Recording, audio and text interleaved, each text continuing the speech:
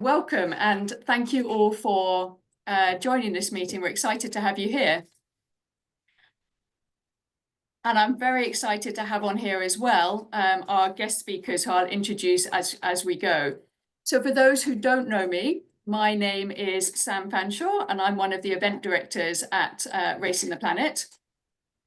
And I'm going to introduce a bit about Racing the Planet and then also moderate this call. But we have three excellent guest speakers, all who've done a couple of races at least.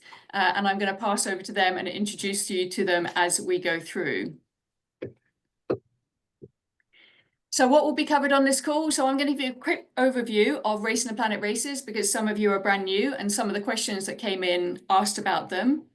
I'm then going to hand over to our guest speakers who are going to share their tips. So Mabasa from Zimbabwe, who lives in Namibia, Tania from Mexico, who lives in Dubai, and Richard from the United States, from Texas. Then I'm going to ask them some questions on your behalf that came in the questions you answered or you asked us to ask in your registration. And then I'm going to open it up to questions from everybody else.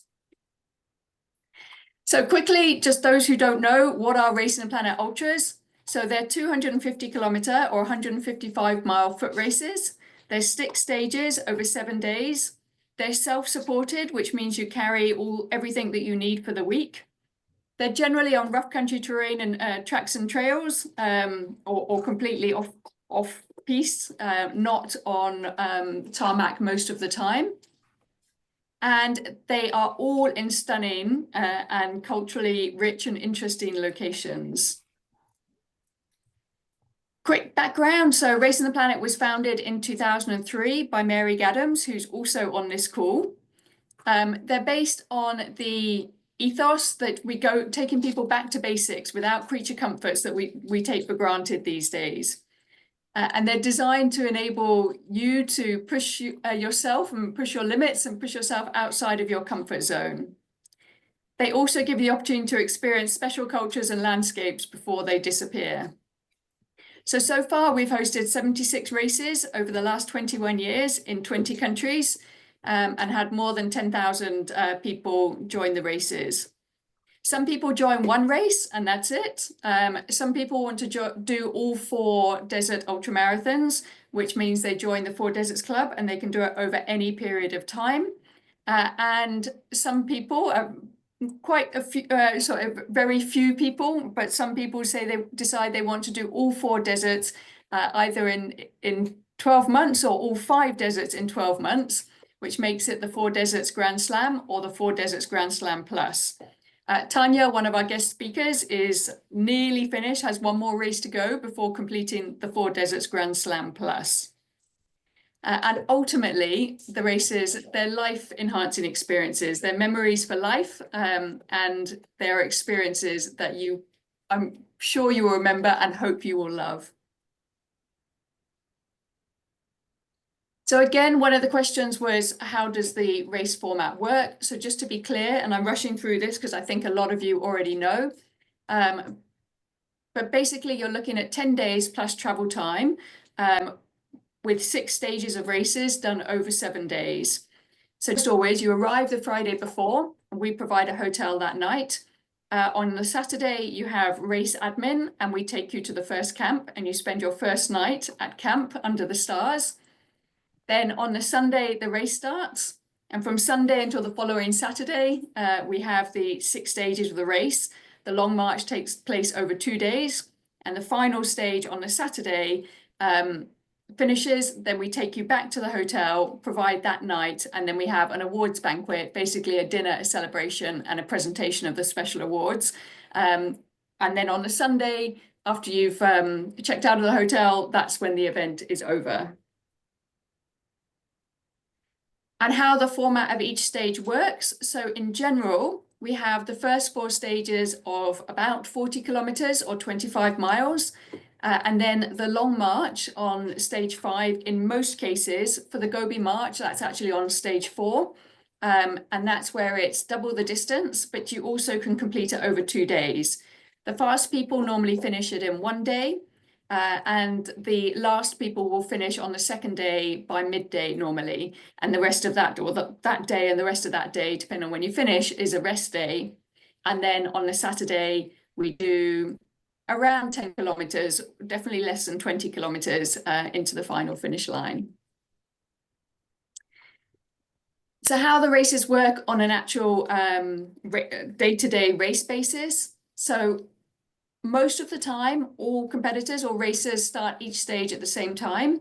You follow the pink flags or the pink tape. You don't need to navigate. You don't need to use a compass. You're not using your GPS. You literally follow the pink flags.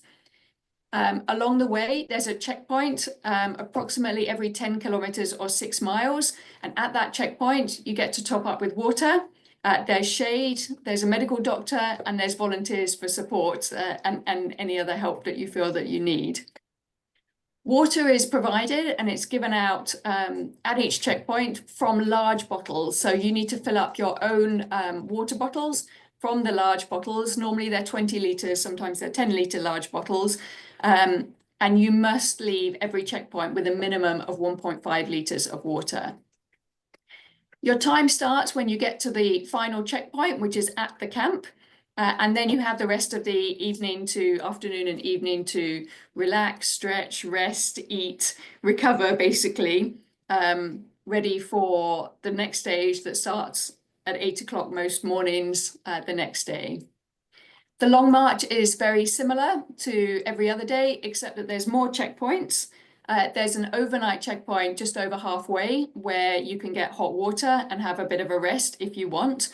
And then the cutoff times I'll talk about in a minute, but at that overnight checkpoint, it extends a little bit longer so that even those people at the back can also have a bit of a rest. Camp life. So the camp that is set up for you, it's a very simple setup, but it has everything that you need in order to rest and recover. You sleep in tents, and the tents are set up for you unless you bring a single tent. There's basic toilet facilities, but there aren't any showers, and hot water is provided for preparing your meals. There's also a medical tent, a cyber tent, and then we also have a fire pit in the middle, which is a communal area where people can stay warm and chat and enjoy the time before they have to race again. And just to be clear, so the races are self-supported. That means you have to carry everything you need for the week. There's an equipment list that you can see on the website. It's for most races, it's 35 mandatory items. That includes your food for the week, your clothing, your sleeping bag, and some emergency items. You can bring more, but you can't bring less.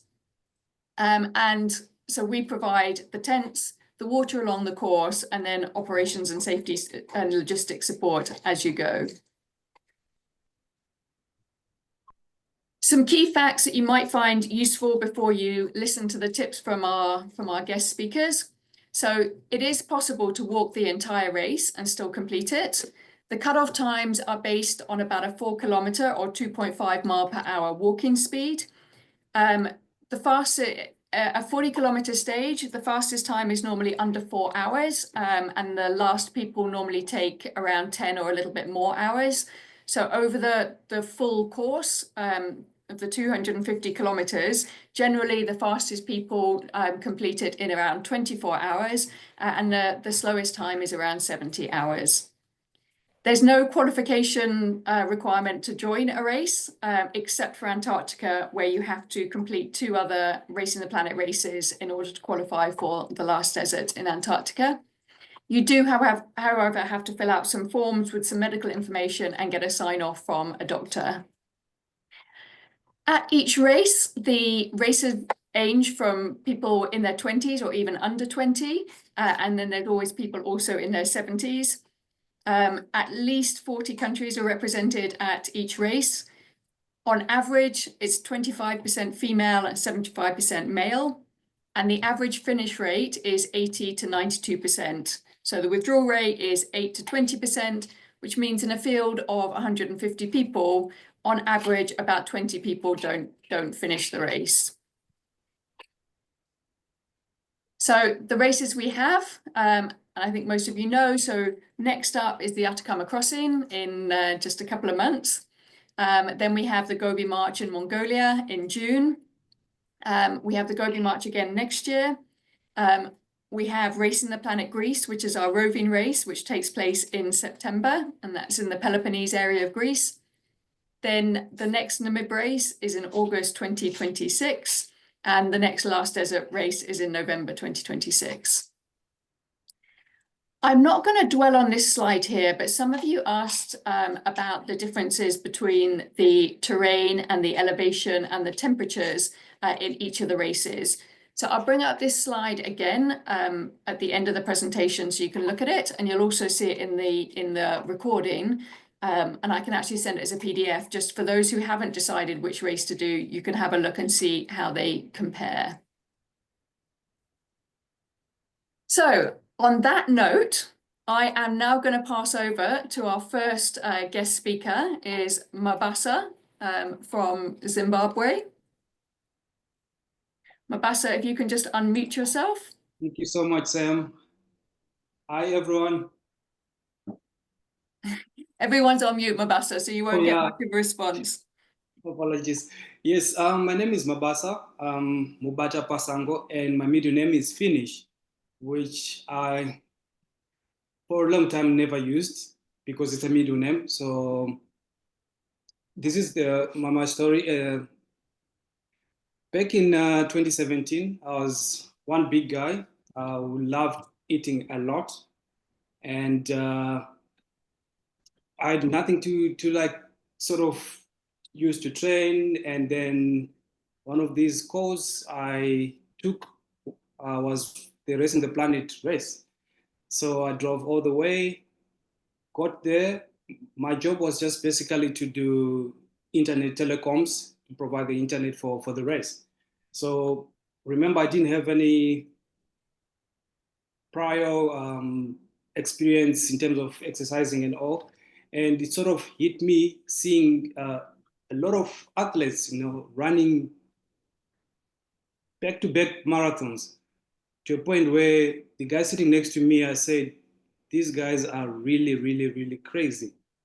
And then I did my work, and a week later, I went back. And one thing that really, stuck with me was to wrap around the idea that people will be running. And this is a big guy seated on a chair, lazy. And the other thing was that, the family at the Racing the Planet, how everyone celebrated, and that really, stuck with me. And when I drove back, to a point where, when I came back as an official volunteer, I quickly went to sign up for a race. And my first official local race was the 42-kilometer race, which, if you guess right, I finished last. And then two things happened on that race. I got to learn about what's hitting a wall during a marathon, because remember, everything that day was wrong, from the clothing to the weight. And then, because I took over 6 hours, when I came back, everyone was gone. So that hit me emotionally, and I had a choice to make, whether to quit this running story, which I didn't know of any journey or any path to take. But I chose to commit, to say, you know what, I've been inspired. I've seen people do over 42 kilometers back to back. I can do this. I then went to the Racing the Planet website, and fortunately, the training plans and all. And then I realized, okay, let me follow this plan and let me take this as a journey. So, long story short, fast forward, I then did the Namib Race, which was also a mental journey for me, in terms of, the COVID. The races kept on being stopped, and I had to train again, and until it happened in 2021. So that also gave me a mental toughness where, you know, that I took into the Namib race, and I finished 8th, which I'm really proud of. I guess because that mental part of the journey, you know, sort of gave me this confidence that I can actually stand on the podium and win it. And you know, the one part that I skipped is that in order for me to do that, I had to actually shed a lot of kgs, and I shed something like 30 kgs, and my life changed. I had sleep apnea issues, which disappeared. And then the following year, that's 2022, I flew for the first time up to South America. And it was quite an experience for me. And until today, it's actually my favorite race. And you know, all the odds that were facing me of this guy never ran, managing to do the Namib race and then to do the Atacama. A lot inspired me as a volunteer, you know, experience having that visual experience and interacting with the people sort of gave me this drive to start running. And like I said previously, I had a lot of training plans which I got from Racing the Planet. And by now, I'm sure you've picked that, you know, with the races, you needed a certain mindset. So instead of signing up for a 42-kilometer ride, for a 10-kilometer race, I've signed for 42. And the training plans, you have the beginners, the intermediate, and the experts. So I tended to use the intermediate and the expert, I guess, because I saw myself as, you know, standing on the podium. Things that I wish that I knew before the race. I think the issue of hydration. I stay in the coast here in Swakopmund, so it's kind of cool. So I think during the race I tended to skip most of the checkpoints, drinking capacities. I would carry the required liters, but because my body was just used to this cool environment, so I would just take it lightly. And then the pacing, because there were other competitors, I tended to ditch my strategy and trying to follow the fastest group. So those are the key things that I would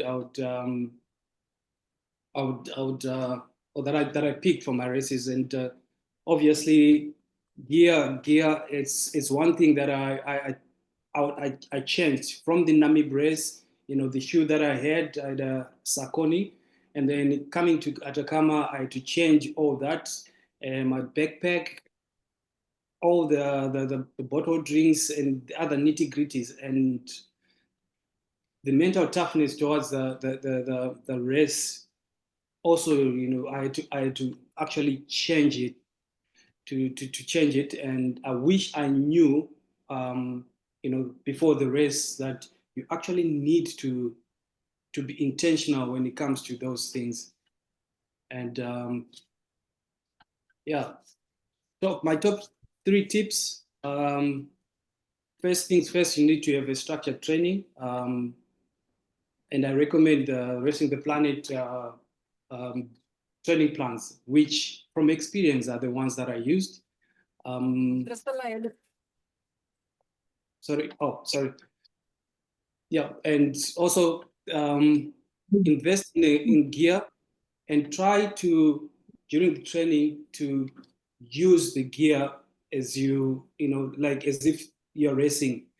If you're not happy with a certain shoe, take it away, try another one. And if it's something so simple as a bottle, water bottle, you know, there are different types that you can find nowadays. And just try even the smallest of things.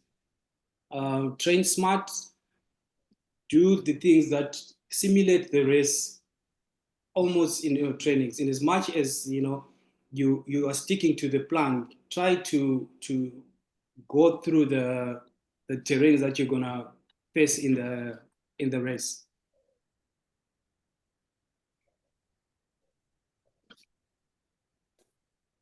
Okay, my biggest takeaway, it's all mental.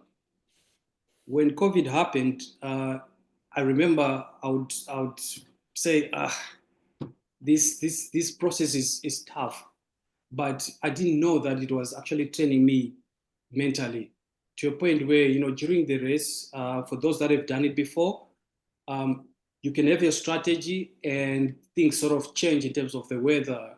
So you actually need to be anchored to your plan, to be anchored mentally, to say, things are happening around me, but I just need to have a hardcore mental strength. It's all mental. And during the training, that's the part that you'll be training, the mental side of things. And in my training schedules, I would run by myself, trying to fashion my mental path, because I realized, you realize that during the races, there are sections where you'll be by yourself. So that mental toughness is needed to actually complete the race. And be one with your pack. The major error that I did, especially the first one, I trained without the pack. And by the time I introduced the pack, it was difficult for me to adjust. So my conclusion is, use the pack. Choose the pack that works for you. We have different frames, we have different running styles. Try all the different kind of packs. My favorite race, definitely it has to be Atacama, definitely, for many reasons. If you check in Namibia, I stay in Namibia, so there wasn't much of the hassle of preparing for a race. And I'm proud to say it was actually my first time to fly out of Africa, to leave Africa, to do something that that changed my life. And the logistics, the whole flying experience, and getting into a continent where I found it, people who are loving, and at the same time I couldn't connect on the language level, but we managed to make it work. And thanks for Duolingo and all those other apps. I sort of fell in love with the Atacama, especially the desert once I got there, and the variations in terms of the stages really spiced the whole Atacama experience. And Isn't that interesting, Mabasa? So you came 8th, did extremely well in your first race in the Namib race, and you did well in Atacama, but not nearly as well, and still you preferred the Atacama. Yeah. I mean, it's really, I think it's all about the experience. And then, yeah, my final thoughts, your limits are the only what you believe them to be. You need to start small, believe in yourself, and don't underestimate, that 5 kilometers that you do as you start. That 5 kilometers that you do when each day you walk, you wake up, that 5 minutes workout that you do, it will actually contribute majorly into the whole frame of things. And this is my best part. Fear and courage, there's never stay in one heart. You gotta have, say, fear, you don't have room. You have courage, and then that courage is the one that you're gonna take on the starting line. And the same courage is the one that I took, fit as I am, or unexperienced as I was. I tried by all means to keep up with the top fast guys who were, they had a lot of experience. So that courage is something that I'm recommending all of us. And it starts by, if you want, contemplating on signing up, please just go ahead. Fantastic. That's great. Thank you so much, Mabasa. So people who have questions, if you just want to make a note, and we'll come back to Mabasa at the end.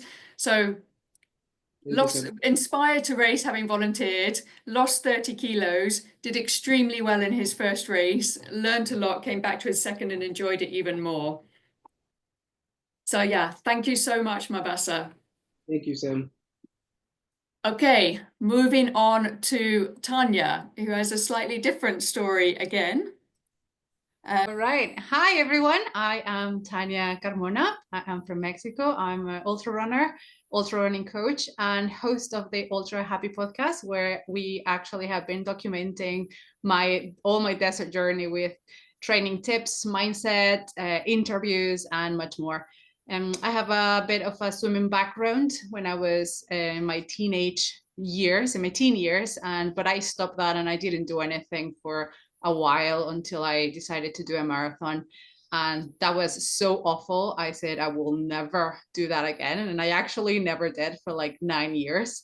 For like a while. And then 9 years ago, I decided that I liked to try trail running and ultra running, and I got hooked. So I got like from 0 to 50 kilometers, and I love the trails and the long distance. I still hate running, don't get me wrong, but I love the challenge and I love the kind of experience and whatever, like the places these kind of events take you. And that's sort of why I keep doing them. Which races I've done? Well, yeah, just those. I did all of them in 1 year. I just have pending Atacama. I did them all in 1 year, and that was quite hard. And the races themselves are quite hard, but I think doing them all in such a short period of time definitely adds an extra layer of challenge to it. I've done obviously these races, but I also done non-stop ultras from 50 kilometers to 100 miles, and now obviously stage races, these ones. What inspired me to do my first race ever, it was I seen one in 50 kilometers I remember in Facebook, and I thought I did a marathon ages ago, so I thought, you know what, why don't try it? So I went from like 0, like I said, to 50 kilometers in 6 months, and then I never looked back. Every year I have a little bit of a challenge with myself to kind of do something new, different, challenging. And that's a game sort of that I've been playing for the past 5 years. And this year, I said, why not do stage racing? And next year I actually am preparing for Cocodona 250. So I thought, oh, this is going to be a great kind of training for doing like a longer non-stop. So that's sort of what brought me to Racing the Planet, and it's been a blast. What wish I had I knew before my race? All right, so one, that every gram counts in your backpack, but don't stress to fit it all before leaving your house, because everything is going to be taken out at gear check. Because I remember I arrived to my first gear check and they pulled the whole bag out, and I was like about to have like a collapse, because that bag, I placed everything and it almost didn't fit, and then they were taking everything out. So don't stress, everything is gonna fit. But yeah, and I have and obviously I've learned along the way some packing techniques that also I have in the podcast, so I don't bore you all if you're not interested. You also, number 2, that you don't have to have everything figured out. Just work on your problem solving skills, your mental toolkit, that's how I call it.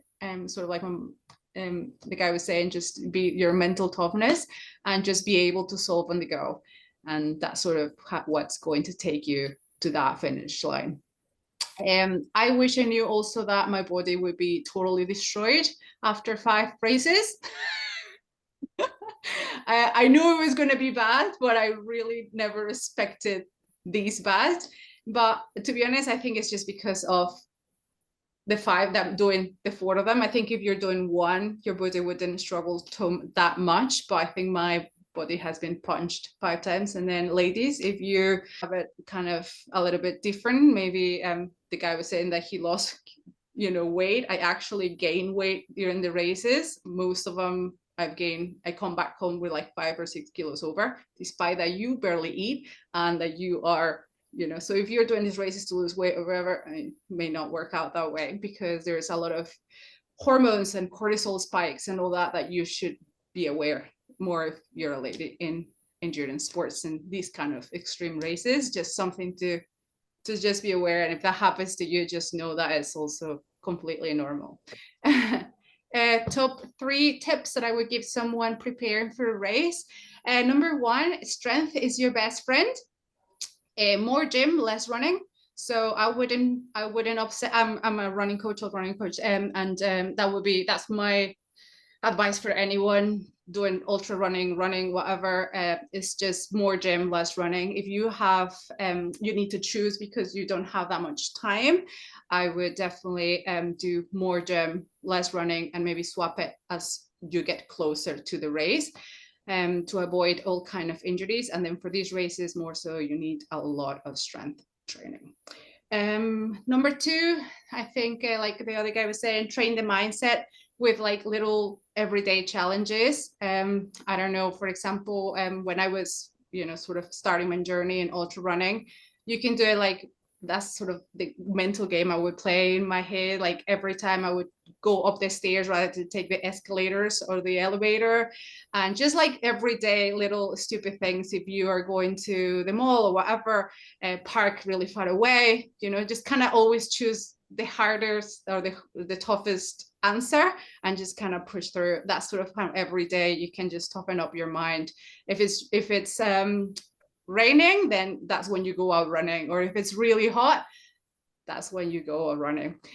Sort of like just kind of train that side a little bit. That's how I trained it, because I've seen a lot of very fit people not finishing the races, and it's not because they weren't fit. It was just the brain or their mindset just couldn't kind of figure it out how to push through. So also very good tip. Number 3, forget about times, about splits, about pacing, about ego, all those things, because I've seen, again, a lot of people stressed out because they're like, oh, I can usually do a marathon in 2.5 hours, 3, and this is taking me 5 hours. Like, how is this possible? And that kind of hurts their ego. And I was doing a race, and I was trying to explain to him that he couldn't compare his marathon time with this, but I think his mind was already like too sad that he wasn't like cutting off the pace that he thought he was going to do, and he didn't finish. So I think the mindset, if you're very attached to numbers, just kind of start letting those go, because it's not comparable at all. Any equipment or nutrition tips I have? Nutrition and gear are so personal. So just use what makes you happy, comfortable. Also take some comfort food. It's not all about performance calories, but the idea of having like that cheeky treat at the end of the day, to be honest, that carried me a couple of times. Like, I had some of my favorite crisps in my backpack. I mean, obviously they were probably not the best, performance food. They were like just crisps or chips, and just the idea of like, oh, I need to get to the camp to eat my crisps, or chocolate. I've heard a couple of people chocolate, or just have that cheeky treat at the end definitely goes a long way. So don't think only about performance and this doesn't have enough calories. Just think also what makes you happy, because that's going to make you comfortable. And if you had a rough day out there, that will at least make you that will make you a little happier at the end. Most valuable lessons learned at a race. I think mental strength is everything. Like you were saying, a positive mind needs to be practiced daily.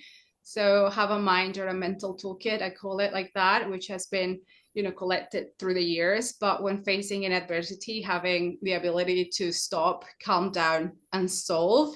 Having your kind of, like I say, that I put my glasses of patience and love, and which allow you to make really good decisions. Because if you start getting kind of that mindset of defeated, you start making not the right decisions, and you can maybe say, oh, why did I quit if I just needed to rest? Or I had a saying that I wouldn't quit if I was hungry.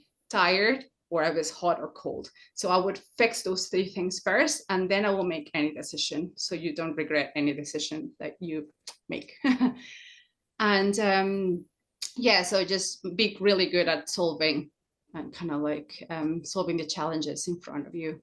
And that's it. Which race is my favorite? I think all of them. Well, I've done the 4 of them so far, and all of them have a little piece of my heart. Namibia was just so challenging, like being around 54 degrees. That was my first race, and I've never even walked in sand before or camped before in my life. And Gobi, it was great. I was able to push through beautiful, colorful trails. Jordan, for example, I had an issue with my shoes that didn't allow me to run. So I put my glasses, again, of love and patience, and I just took it very slow. I forgave myself for the mistake I did, bringing some wrong shoes. And I was able to make a plan that would allow me to finish regardless of how uncomfortable or how painful it was at that point. And that's it. Anything else I would like to add? Well, I've been documenting all of it. Everything in the Ultra Happy podcast is available in all the podcast platforms. All my preparations for the Grand Slam Plus. It has a little bit of how the race went. Like I break down everything stage by stage, the good, the bad, some professional guests invited, coaches, shoe specialists, even Sam is there one day. And added some interviews from runners that I've met along the way that have inspired me, listening to their stories. And I think my husband is the co-host of the podcast, and just listening to everything that I put out there, and he's obviously there present with me and listening to the interviews and all the people that we met. He's been even now motivated to do one just from the podcast. So if I was able to motivate him to get out there, seriously, it's one of the toughest. Yeah, and he's not a runner. He's never run in his life. He's just starting just to run. He's just been running for a couple of weeks now. So yeah, we're gonna take him to Greece. So he felt motivated by the podcast. So if I can motivate him, just go and check it out. Definitely look up Tania's podcast, the Ultra Happy podcast, and I'll share a link to one of the places you can see it, because there's many episodes, and basically you get what she's just summarized in 10 or so minutes. You get like half an hour to an hour on each individual point she's mentioned and more. So I will definitely share that. It's a very good listen. Yes, I will also add that the Namib Race for 2026 has changed the time of year, because it was extremely hot when they did it. So unfair. So now it will still be hot, but it won't be as hot as it was. And I remember you saying before, Tania, that Gobi was your favorite at one point because it was much more runnable. Yeah. It was very much like trails, and much more what I was used to, and it was not that hot. That year wasn't that hot, so I was able to enjoy it more. I was able to run more, just because I'm not very good with running or walking in the sand. So, but yeah, definitely. No, that's brilliant, and I say a completely different perspective from someone who has quite a lot of experience running, and then decided to take on the big challenge of the 4 Deserts Grand Slam Plus. So yeah, but interesting, a lot of your points are quite similar to Mabasa, even though he was a lot newer to it. So yeah, thank you so much, Tania, and I will come back to you with my questions, and then open it up for anybody else who wants to ask their questions. Okay, on to our final guest speaker tonight is Richard. So hi, everyone. I'll just start off by saying that one of the great things about these races is that you get to meet people from all over the world, like Tania and Mabasa. But I see who's on the Zoom, and I just want to do a little shout out to my former tent mates, Juliet, Bill, and Ryoji, and then other friends, Bob, Patrick, Paula, Zach, and Dirk, and then Hernan's also there. I should see Hernan next month because I'm doing a race in his hometown. Yeah, so I live in Houston. Houston's really hot and humid during the summers, and I think that's been really useful for these warm weather races. Yeah, so I'm a scientist, so I can kind of approach these races with a scientific mind, but I can tell you my first attempt, it didn't play out like I thought. And yeah, I'm older. I started the races when I was 65, and I didn't start running till I was 50. I never thought it would be interesting, but now, of course, I love it. Um, and so I started, half marathon. I've done marathons. Then I got into Ironman triathlons and working my way up to full Ironmans. And so when I stumbled across the Racing the Planet through the videos, I was just captivated. And I thought, this is the next challenge. And I thought, well, I've done an Ironman. Surely it can't be harder than that. Yeah. Yeah, it's tougher. It's really different. And but when I did sign up, I thought, well, they have checkpoints every 10K. I can wrap my mind around 10Ks. I can, just go checkpoint to checkpoint. So the first race I attempted was Atacama, and I ended up withdrawing during the second stage. And I had made all the spreadsheets. I thought I had trained properly. I thought my nutrition was fine. But I do remember when just before leaving for Atacama, I put all my stuff into my pack and I put my pack on and I thought, this is kind of heavy. So, like Mabasa said, it's important to train Giving with him your the example of pack, and I two. didn't. So, yeah, the inspiration. Sorry, Richard, sorry, by mistake, I've muted you. Can you just unmute yourself? There you go. Perfect. Is that right? Yeah. Yeah. So it was really for me to do kind of a different challenge. So what would I wish to have known before? I didn't realize how much you have to coordinate running training, nutrition, your pack and the weight. There's lots of moving parts, and they really have to coordinate to get you to that finish line each day. So I would take a really holistic approach to getting ready for your race. Top 3 tips. Number 1, reduce the weight of your kit. After my withdrawal from Atacama, then I went on to do Gobi and Atacama, and then Namibia, and then last desert, Antarctica. Actually, my first Atacama race was the same one that Mabasa was successful in. So when I retooled and did Gobi, I was determined. I'm going to do everything possible to ensure success. And a lot of people gave me a lot of help and tips. So I became a gram geek. Every gram I shaved off. So my kit in Gobi, I think, was the second lightest, around 6.5 kilograms or something like that, not including what I'm wearing, not including the water. So it makes a big difference. When I was training, I could walk with a 10-kilogram kit, but I couldn't run. With a 9-kilogram kit, I could run a little, but when you go lower, then I could run if I could. The second tip would be to test your nutrition plan. Buy all the freeze-dried foods, rehydrate them, eat them, see if they sit well in your stomach. Do you like them?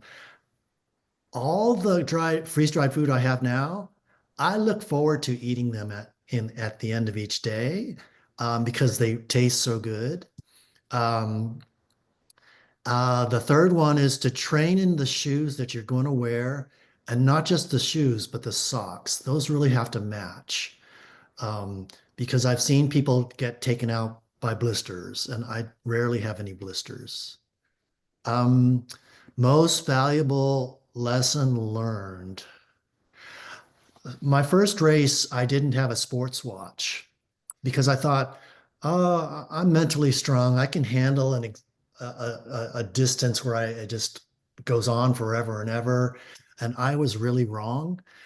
I need a sports watch to tell me where I am on course, how much further do I have to go? Because that first day in Atacama, between stage 3 and camp, I was really suffering and bonking. And then I heard the sweepers come behind me and I got really stressed, although they were very kind. And I would keep asking them how much further to go. And they'd say, oh, you're almost there, but that doesn't cut it. I need to know. If I know there's only a kilometer left, I'll get inspired. So that was surprising to me.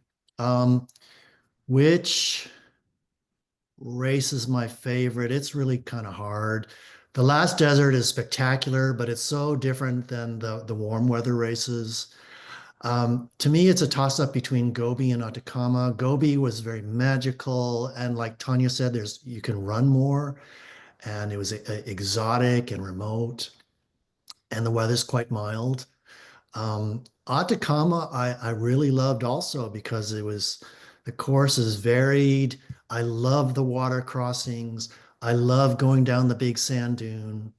I would do Gobi and Atacama again. Namibia, I have a little PTSD because it was so hot this last year, but if it's going to be cooler, it might be more interesting. Um, Anything else I'd like to add? Think about the reason why you're doing this race. You need to have a strong reason because there are going to be times on course where things get tough. And if you don't have a strong reason, it's hard to push through that. My first race was more like, oh, I wonder if I can do it. My second race, Gobi, is I'm going to finish this one because I know I can do it. And then the subsequent race as well, I want to get in the Four Deserts Club. So those are my motivations. I was talking with Karen Way, who's in the Racing the Planet Hall of Fame, and she told me you should have this attitude. I'm not going to quit no matter what. And that's what I took into Gobi, and it worked out really well. So I know that all of you, the first timers, or if you're considering a race like this, you are probably fit. And with proper planning and training, I know you can get to the finish line. That's brilliant. Richard, really, really helpful. I feel like I almost have some questions for you on it. I will make the point that all three of you did the Namib race the same year when it was extremely hot, which is a sign that nobody chooses that as their preferred race, but it will be cooler after that. Richard, what was your backpack weight in your first race in the 2022? You know, I can't remember, but I'm sure it was over 10 kilogram. Yeah. Um, So that was brilliant. Said another different side of things. Someone who's older, which isn't why I brought you in, Richard, but it's nice to have a different perspective on it, who didn't finish his first race and then went on determined and finished all four strongly. So a lot of questions that came in through the registration have been answered, I hope, but there was a lot on gear and equipment and a few other things. So I just want to take this chance to add each of the three of you. Long before your first race, did you start training or did you decide to do it? I started running or training 9 years ago, and I never really start ever. So I don't know. I just, Okay, so there was no sort of fixed time. You had that general fitness and then you decided to go for it. Yeah, I just did like closer to the race, maybe like a month or a little bit over a month. I just kind of picked a little bit, work on the backpack, which I ran before with heavy vests anyway, just part of my training, even before I started signing up with Racing the Planet. So I had that kind of background a little bit already. I have a strength base anyways as well. So yeah. Perfect. And to ask one more question, so how far before the race was due to start did you sign up? I can't remember. You probably know that one. I should know the answer to that. I could look it up, but that's fine. Okay, same questions to you, Richard. Same I question. generally give myself 3 months ahead of time. And that seems to work out well because anything longer, I get kind of training mental fatigue. And 3 months is pretty good, I think. Okay, I'm going to extend that. And I think if it's your first one, I would say 6 months is a good time because then you've got time to get your head around it and not get the mental fatigue because it will probably take you a month or so to even get started. But interesting from that point of view. Then Mabasa, we know, was inspired in 2017. When did you eventually sign up for? I know the first race was going to be a year earlier than the one you actually did because of COVID. But how far before the COVID race did you sign up for it? It was in 2017 then. Then for me, it was more immediate. I have to go, I have to do this. I have to train. And looking at the weight that I had that time, I gave myself a year to prepare before the first, yeah. And then Buster coming from pretty much zero, like zero fitness, zero everything. training or running. Zero Andy. Okay, so the next question to each of you. What specific make and model of backpack shoes and hydration? With the hydration, I don't need to make a model, but what type of hydration system did you use? I use the backpack Red Light. I use New Balance shoes and hydration, same thing, Red Light. And the Red Light backpack was what size? The legend one, 25 one. maybe, I think it is. I think it's 25. I mean, yeah. that is like very personal, to be honest. Yeah, it's just, I think everything's personal, but it's good for people to have hear a from experience. reference. Yeah. And New Balance you used in all 4 of your races so far? All of them, and the one that I had the problem was Hogas. So interesting. So you changed your shoes and then you had the problem with them. Yeah. Yeah. Mabasa next? Yeah, for the backpack, I had a 20-liter. For the Namib Race, I had the WA. Is it the WA? The WAA one, yeah. Yeah, the WAA one. And the set Atacama had OM, the 20-liter also. The RMM. And why did you change? I think with the WA, it was, I found it difficult to pack in a lot of stuff because my bag ended up being 11 kgs, which is, I know, kind of extreme, but the comfort also wasn't okay for my chest size. And then the OMM, it was okay. It was comfortable, and you could just pack everything in one container, so it was easier to take out your stuff after every day. Interesting. And your shoes? My shoes, the Peregrine in Namib, which I had to change in Atacama because I think it designed to trap a bit of heat, so I struggled with blisters with that one. So say that again. Which one did you use in Namib? In Namib, I used the Peregrine, the Saucony Peregrine. The Saucony ones, okay. Yeah. And then in Atacama, say again? The Atacama, I used the New Balance. Okay. The trail version. And both worked okay for you, other than the heat? They did work very well, yes. Good. Outside the heat factor. And how did you have your water? How did you carry your... For the hydration, I used, for the first one, the Namib Race, I had the actual solid bottles, which I had to quickly change to the flasks, because, when you would run, they had this issue of, throwing water everywhere, and when the water would be depleted, you need to carry the same shape, and it was kind of difficult for me. And also Okay, to so open the you had two bottles on your front. You started with the hard bottles and you changed to soft bottles yes, because water was going everywhere. Yeah. yeah. And did you Yes. have 750 ml soft bottles or 500 ml, three of them? There were 750. I had two of them, and then a bladder. Okay. Yeah, for both scenarios, races. Okay, and Richard, same three equipment items for you? So currently I use the OMM 25 liter. For me, it's just perfect. I had started, my first race was Raid Light, but it was not configured well. I didn't realize, and that prevented me from getting my nutrition, which messed everything up. So the OMM for me is configured well. I can access my nutrition and water really easily. For shoes, it's always been Hoka Speed Goats. But I learned that because I tested out a bunch of other types of shoes in my training. And at least for me, the Hoka Speed Goats were the most comfortable.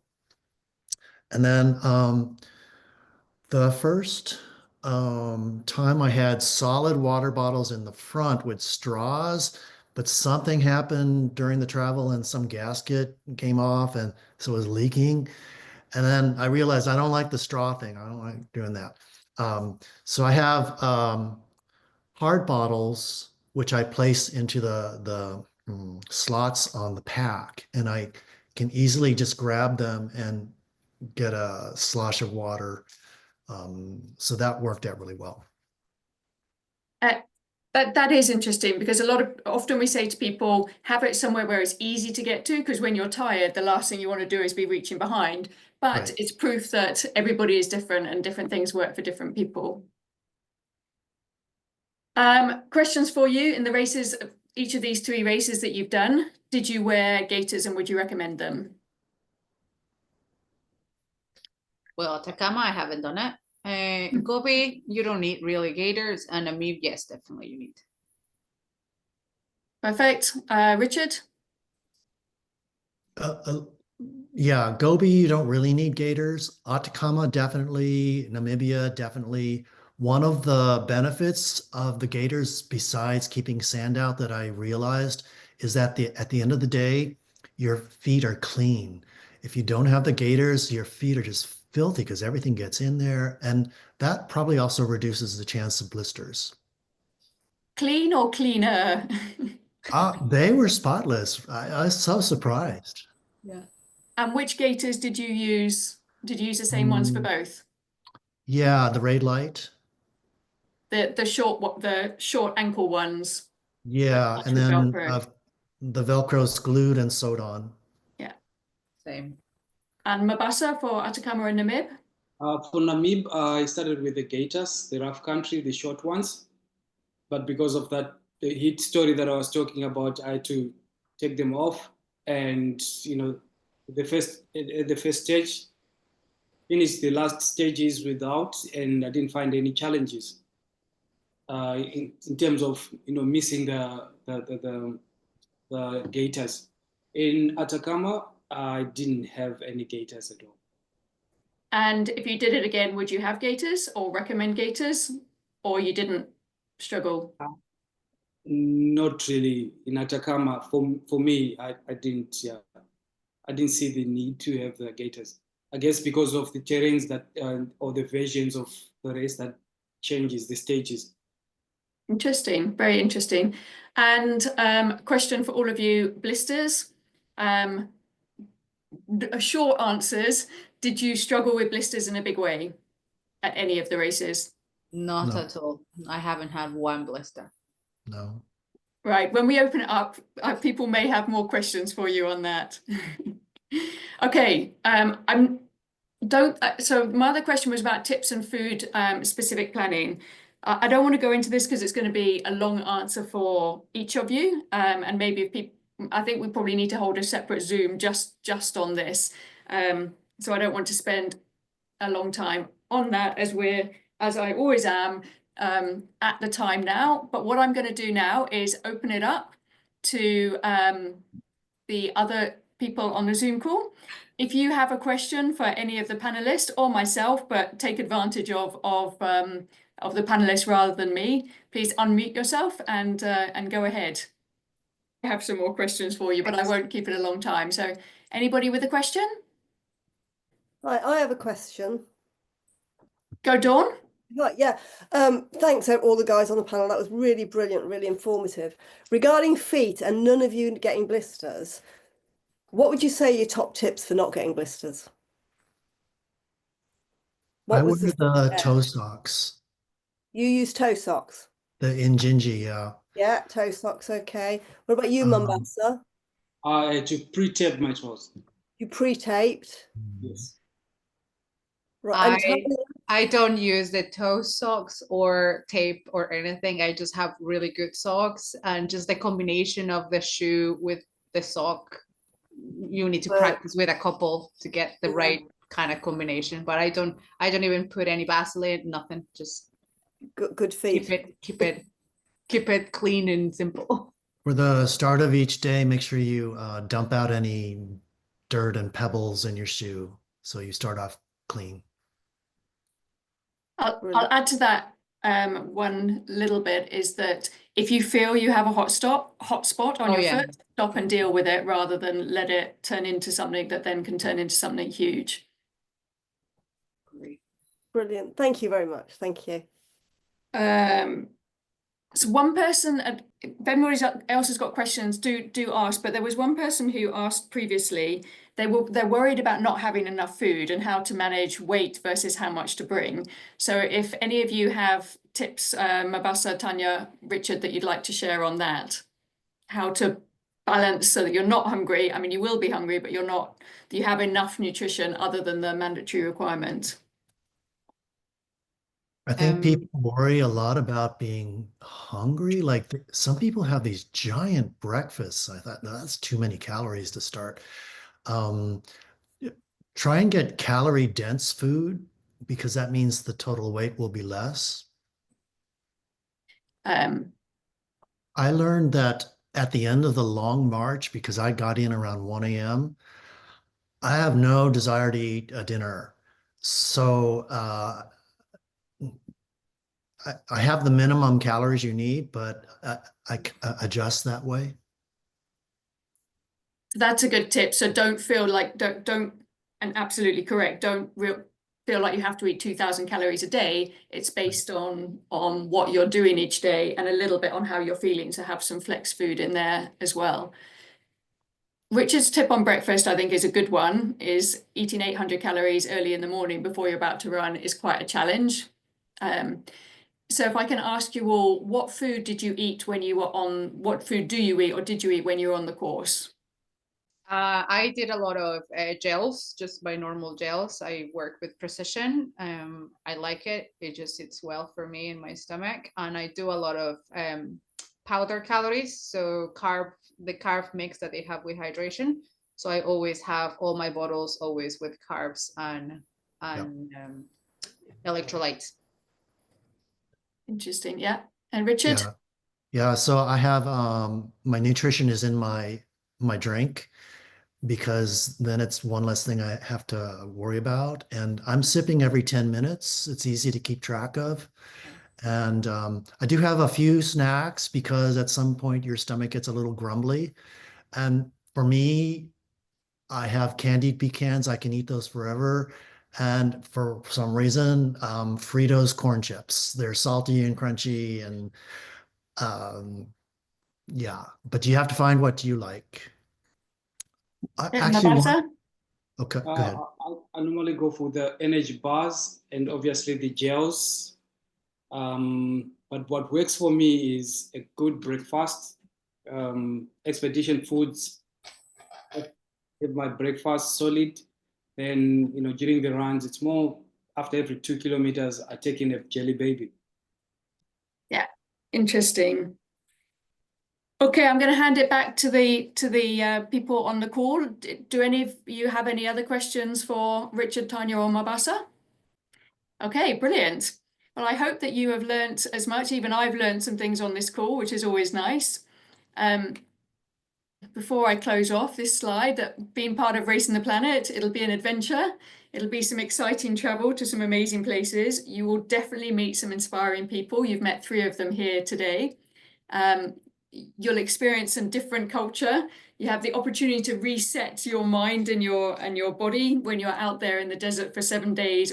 You will focus on being in the desert and one step in front of the other, rather than things that maybe don't matter so much. You'll start to appreciate the small things that we take for granted at home. A lot of people take the opportunity to raise money for charity, and you will create some memories for life. At that point, I'm going to say a huge thank you to our guest speakers, to Mabasa, to Tania, and to Richard. Very insightful. I think there's a lot of takeaways from this call. One of them is that everybody is different. And so you can see 3 different ideas on where they came from, what inspired them, what equipment they use, how they take on the race, what they achieved during the race, and what they took away from it. So just taking 3 examples, every person you talk to who's done a race will have a different thought on it.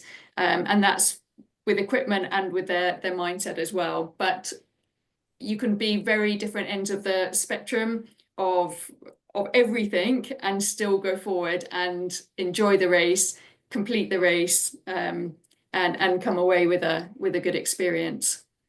So Tania's podcast, we're going to share the link with you in the follow-up email that I'll send with the recording from this call. Richard is actually kindly offered, and he's on our personal trainers list, not as a personal trainer, but just to offer advice. If you wanted to have a call specifically with him, he's happy to offer one-to-one advice on anything it is you want to know about the race or the equipment or whatever it is you're thinking about. And Mabasa, if you want to connect with Mabasa, I am happy to connect you, but I'll also put his Facebook page on the follow-up that I sent. Being ready? Gobi March is in June, so 5 months away, which, given what they've all said, is actually, if you've got a base fitness, a perfect amount of time to be training and prepping if you've already got in your mind you're thinking of doing it. And then you've got the other races listed on there as well. If you have any other questions at all that come to you later, feel free to email us, either myself, you have my email address, or info@racingtheplanet.com. So yes, thank you all very much for joining. Special thank you to Mabasa, Tania, and Richard. Thank you. And we will be in touch and we'll look forward to or hope to meet you at a race in the near future. Bye. Thank you. Thank you, everybody. Goodbye.